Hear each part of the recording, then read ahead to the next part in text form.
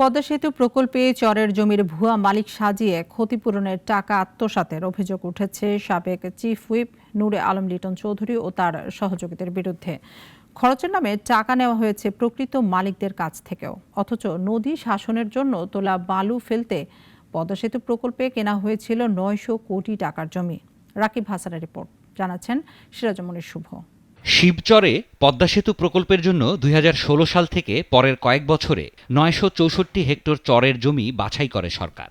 পদ্মা সেতুর নদী শাসন প্রকল্পের বালু ফেলতে অধিগ্রহণ করা হয় পানিতে তলিয়ে থাকা জমিও। কিন্তু কাজ শুরু হতেই আসে বাধা। অভিযোগ আছে সাবেক চিফ হুইপ নূরে আলম লিটন চৌধুরীর ইন্ধনে তার অনুসারীরা কয়েকটি ইউনিয়নের চেয়ারম্যান ও কৃষকদের খেপিয়ে তোলে, জমি অধিগ্রহণ করে বালু ফেলার জন্য সরকারকে চাপ দেয়। একজন ভালো লোক, একজন সঠিক লোক, তার সামনে কথা কইতে হয়। একজন কথা কইলে আর এক আমনি গেছে, আমি গেছে এই বেটা এমপি সব কথা সেটা কই উনি কামিয়ে গেছে।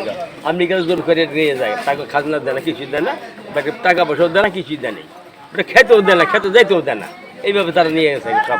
পরে সরকারিভাবে জমি অধিগ্রহণের ক্ষেত্রে দামের ৩ গুণ ক্ষতিপূরণের আইন পাশ হয় ২০১৭ সালে। এতে এই প্রজেক্টে যুক্ত হয় বাড়তি আরও ১,৪০০ কোটি টাকা, যেখানে এসব জমি কেনার কোনো প্রয়োজনই ছিল না। অভিযোগ আছে চরের অধিকাংশ জমি সরকারের খাস খতিয়ানভুক্ত। কেউ বন্দোবস্ত নিয়ে চাষাবাদ করছিলেন, কেউ দখল করে। কিন্তু যখনই সরকারিভাবে বালু ফেলার সিদ্ধান্ত হয়, তখনই জমির নিয়ন্ত্রণ নেন লিটন চৌধুরীর অনুসারীরা। চরে বালু ফেলাইছে, বালু ফেলাইয়া ভরাট করছে। ভরাট করার পরে আমাদের প্রায় ১,৫০০ হাজার বিঘা জমি ক্ষতিগ্রস্তের মুখে পড়ছে। আমলিক সরকারের প্রতাপশালী লোকরা খাস জমি ভুয়া দলিল বানাইয়া সেই জমির বিল নিয়ে গেছে এবং আমাদের যে জমি নিয়ে এসে টাকা দেয় নাই, সেই জমিতে আমাদের ফসলও করতে দেয় না। প্রেশার না দিলে কি দেয়নি, সেজন্য প্রেশার দিছে, সবেরই প্রেশার দিছে। ভুয়া দলিল তৈরি করে সরকারি খাস জমি ব্যক্তি মালিকানা দেখিয়ে আত্মসাৎ করেন সরকারের ৯০০ কোটি টাকা।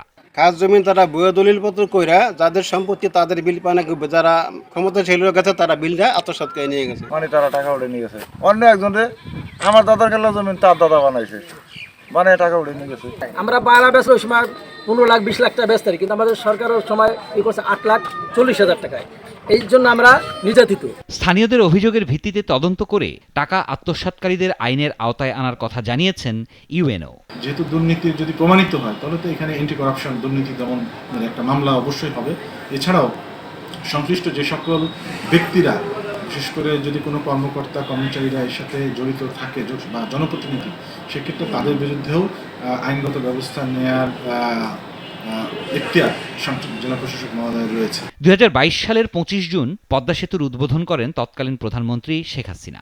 গত জুনে প্রকল্পটি শেষ হয়। ব্যয় হয় মোট ৩০,৭৭০ কোটি টাকা, যেখানে প্রকল্পের শুরুতে ব্যয় ধরা হয়েছিল ১০,১৬২ কোটি। সিরাজুমনির শুভ, নাগরিক। ২৫০টিরও বেশি ডিজাইন অপশন নিয়ে ওয়ালটন স্মার্ট ফ্রিজ, বোঝে আপনার প্রয়োজন।